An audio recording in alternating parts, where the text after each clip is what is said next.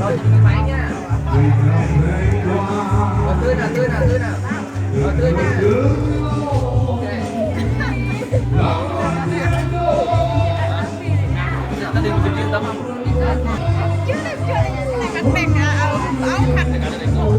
Đừng còn tao này về từ Tôi buồn đêm mà hơi bật có bồi dọa thì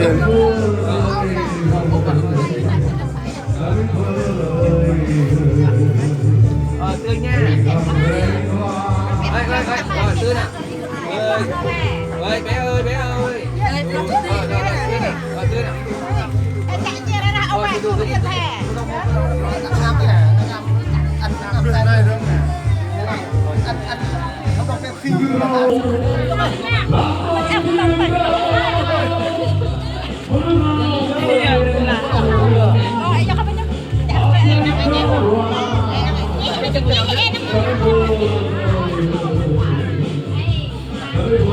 Rồi nhìn máy nha.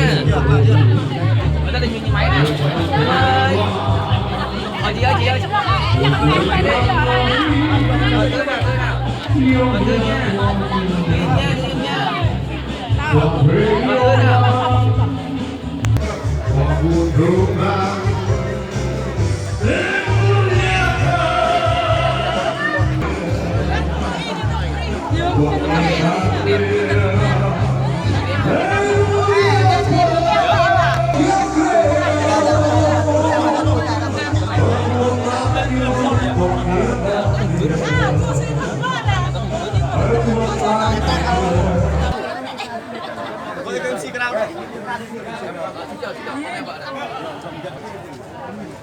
Rồi tươi à, tươi à. Rồi tươi nha.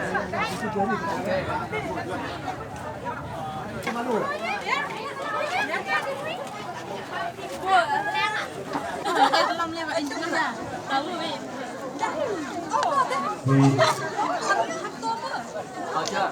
Trả miệng rồi.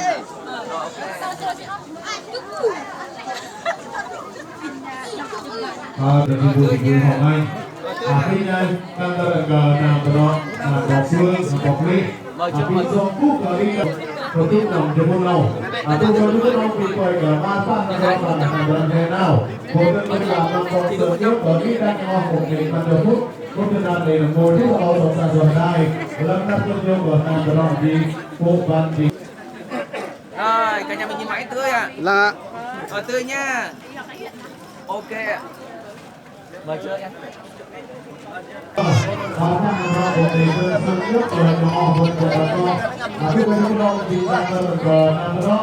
Chuyện đã ngam trên mạng này.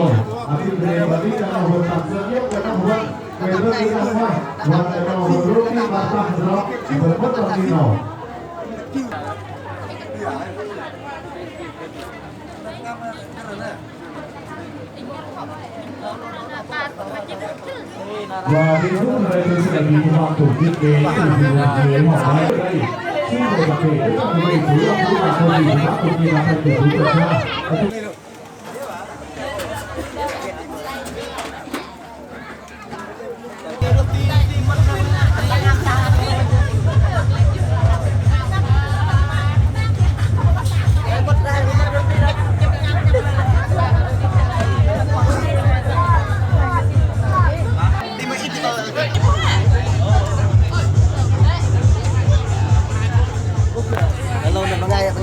ngày dân nhạc vô cái nhạc mùi giờ được tập dân nhạc cái vô cái là do đồng sư do đến đi mẹ năm ăn là tao ngàm xả thị nữa ôi nhạc hốt đông lập hai cho phải sâu trường buồn nữa nhá bắt được tay bắt Rồi nhìn máy này, bố vô đâu? Rồi nhưng mà nhìn máy nào. Rồi tươi nha, tươi nha. Ok. Di kemana Meru? Sisi. Meru.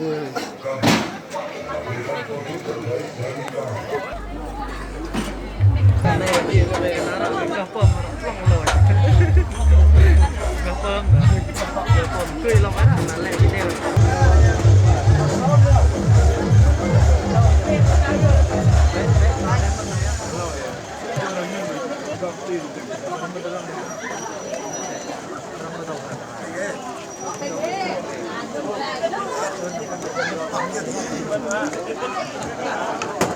Dia lupa luar kau kawan.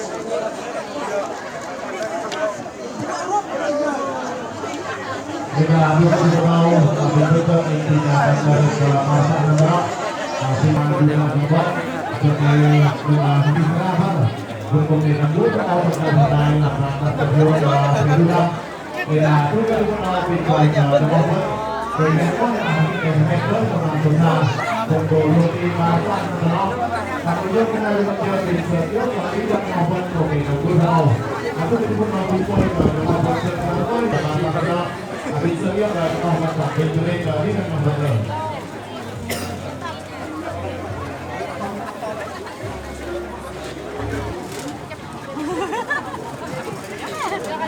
Yang bayar, kok siap ya?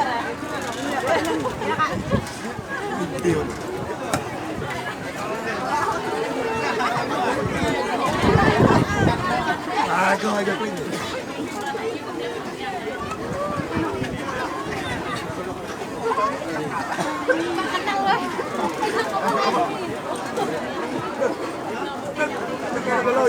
Kalau pun ini sebelah. yang bagaimana itu untuk nak buat tujuan atau tujuan itu tadi itu sampai sudah nak buat tujuan di tujuanเราที่เป็นร้อยหมอของเราทุกคนกำลังบุกเราที่itu ini untuk ituเราเป็นตัวอยู่ทำไมอันนี้จะเป็นว่าทุกคนที่อยู่ในที่นี้ซึ่งมันมากกว่าเราทำให้ได้สำเร็จว่าที่เราจะเป็นอดีตที่เราอยู่ว่าอย่างเดียวซึ่งเราที่เป็นตัวเราเป็นตัวเราเป็นของเราที่เราว่าที่เราจะเป็นตัวเราเป็นตัวเราเป็นตัวเราเป็นตัวเราเป็นตัวเราเป็นตัวเราเป็นตัวเราเป็นตัวเรา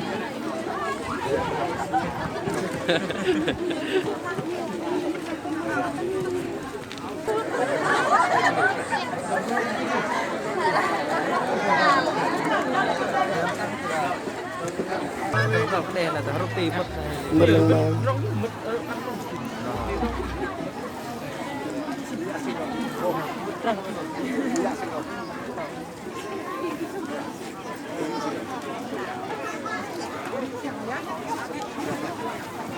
pecah.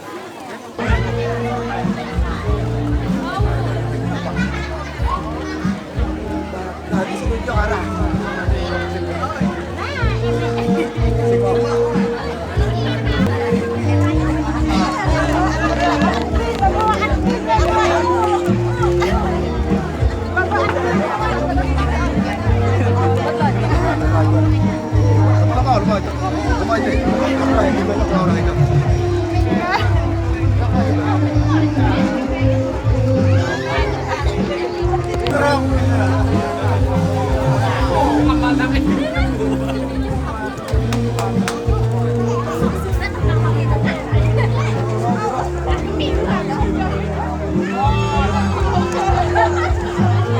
Lâm nào lưng bài. Yeah.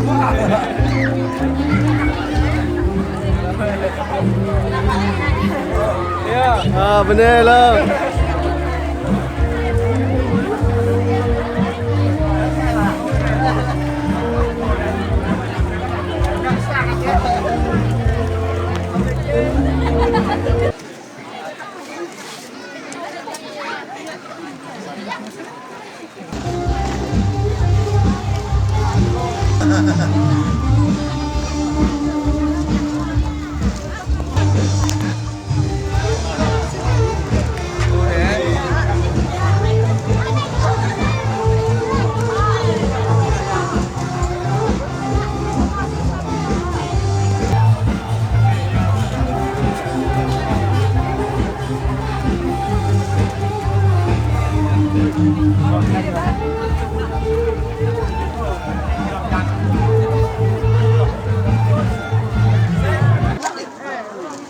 Xin người ta là các bạn yêu về cả là cái đây.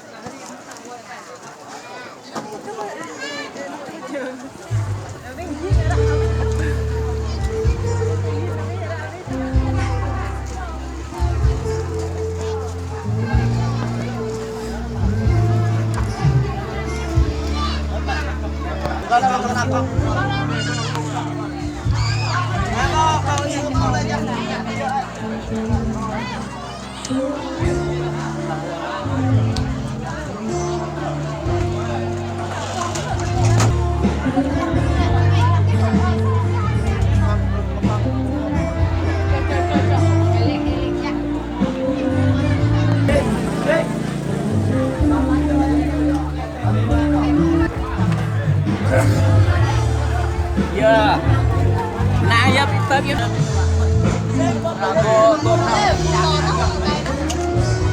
Cô bắt biết.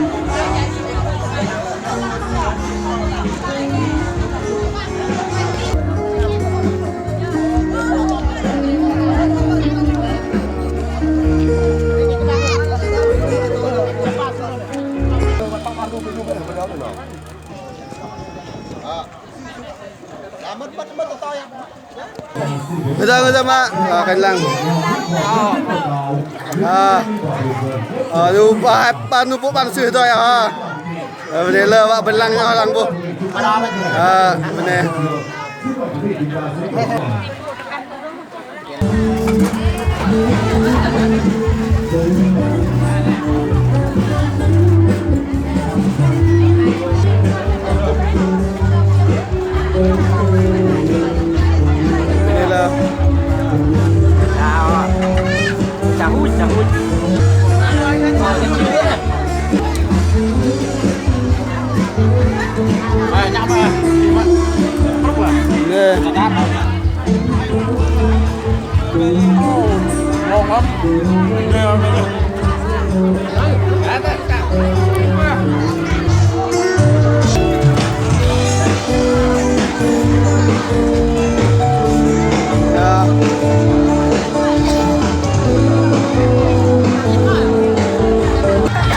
Cái lăng cái gì hả?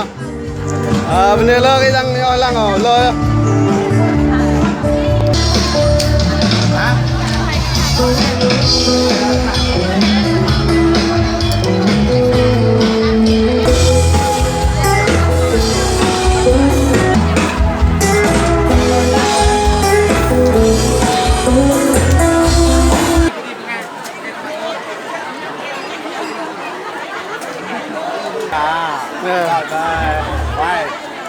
Cái băng rekah wahai ba pak sengon wahai. Dia dah nombor.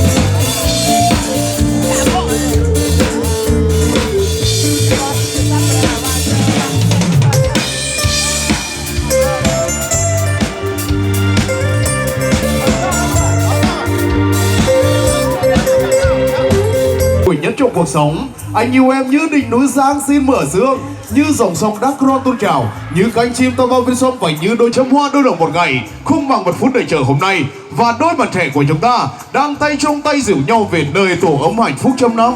Đôi bạn trẻ của chúng ta như thể là đôi chim, con bay trước, con gật gù đằng sau, và bạn nằm cùng một năm. Và thật đúng là hoa hết được ngày vui tới, và cũng là ngày cưới của đôi ta, cho những cánh chim bay khắp dãy ngân hà và cho đôi bạn trẻ về nơi tổ ấm. Quý vị thân mến, và trở về với sân khấu tình yêu của chúng ta trong buổi hôm nay, chúng ta thấy hình ảnh rất là đẹp đôi, rất là hạnh phúc.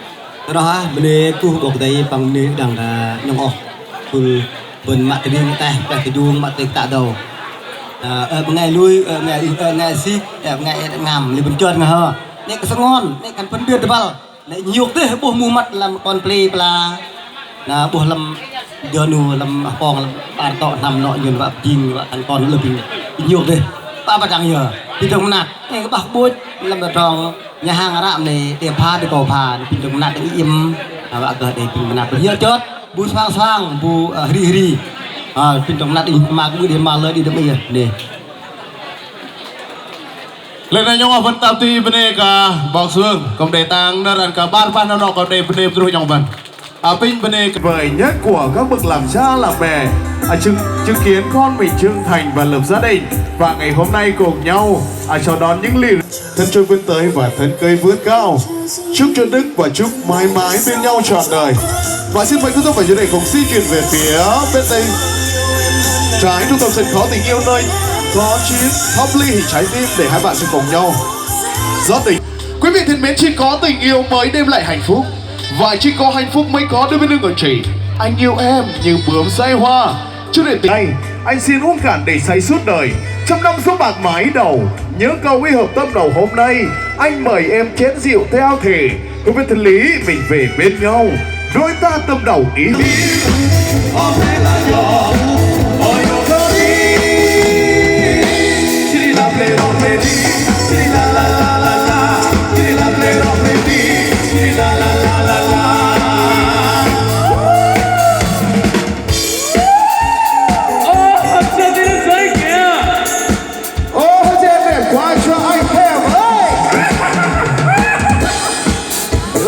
Luôn năm so hiện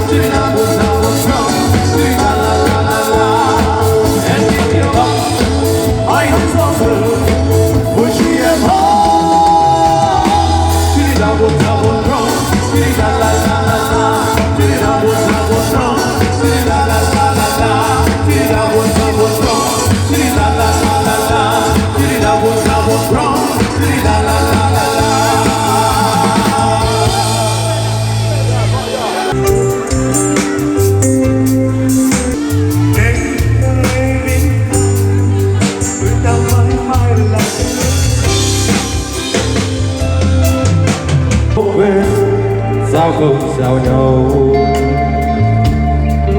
đừng nói nữa chi em mới thêm lòng nhau đâu. Tình đã lỡ thì anh như đang vỡ tan, mình anh thôi xin mang thương đau, còn mong sao em mau quên đi gì vắng xưa.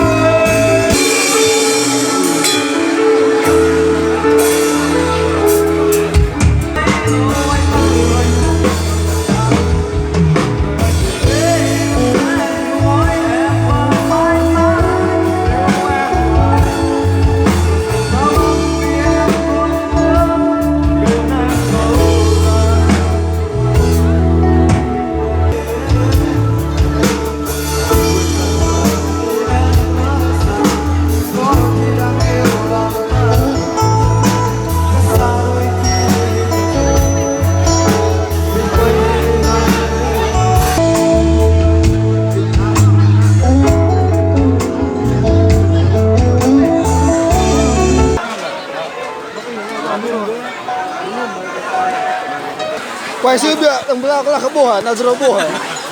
Boleh silang ke sini ya.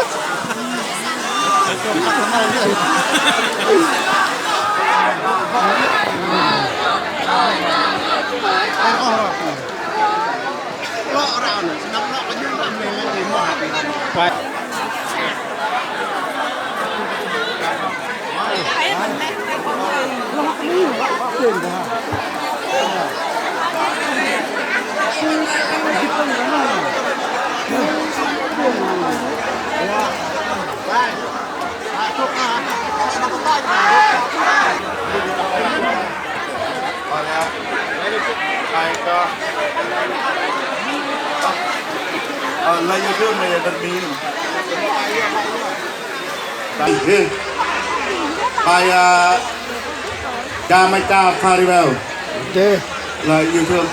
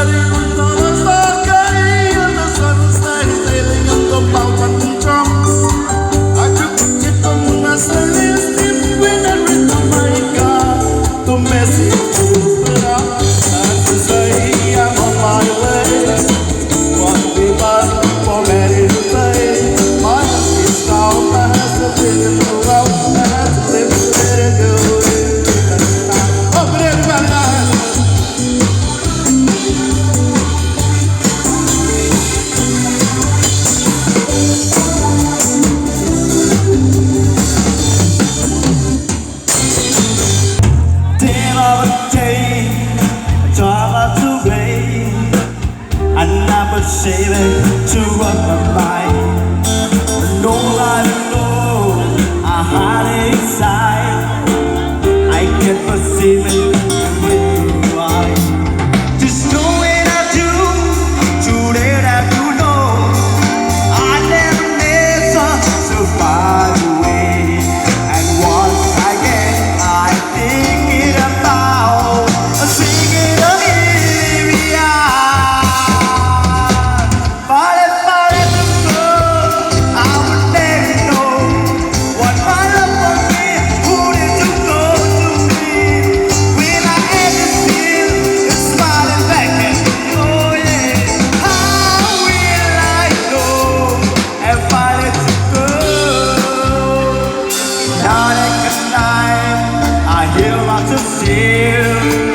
I can't perceive it to walk away. You know it like you, it's so to my heart. So when I turn it far away, and once again I think it about singing the Lyria. Singing the Lyria.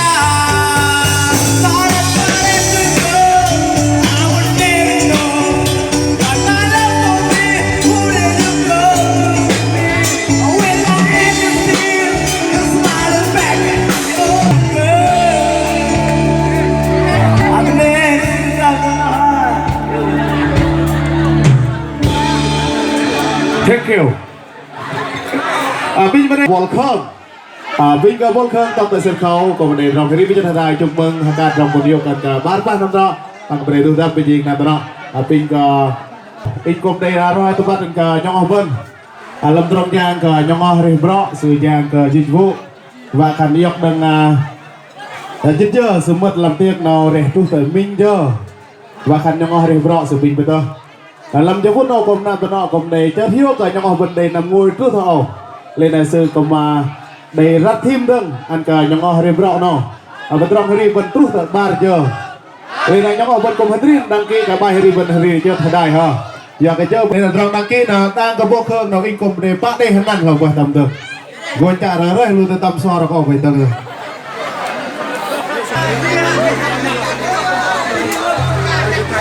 người gì quay ở theo liền rồi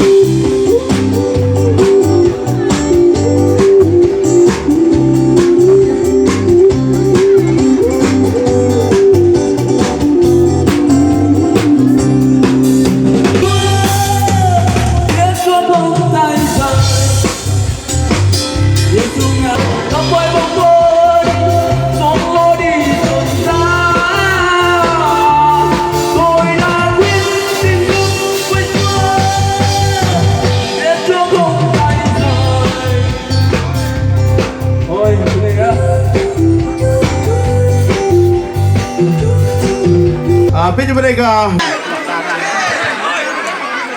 Đầu tiên Phước Phi được gửi lời chào toàn thể quý vị và cô chú, anh chị, cũng như lời cô dâu và chú rể.